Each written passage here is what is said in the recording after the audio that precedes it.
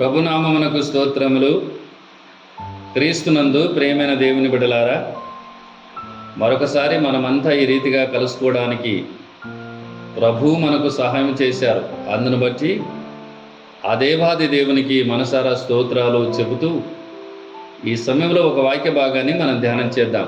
సామెతల గ్రంథం 30వ అధ్యాయం 12వ వచనాన్ని చూద్దాం.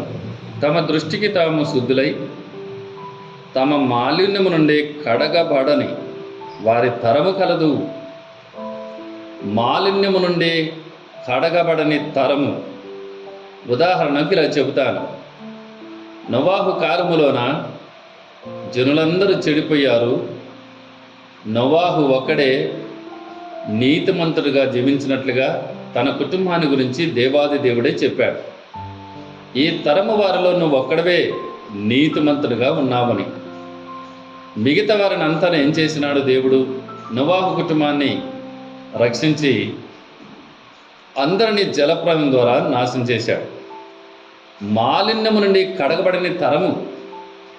కానీ ప్రభువైన క్రీస్తు వారు కలువరి శిలువలో మన కొరకు కార్చిన రక్తముతో మన జీవితాలను కడిగేసుకుంటే మనం పరిశుద్ధపరచబడతాం. పరిశుద్ధుడైన దేవుని దగ్గరికి వెళ్ళడానికి ద్వారం తెరవబడుతుంది. అట్టి కృప దేవుడు మనకు సహాయం చేయునుగాక. ఆమేన్.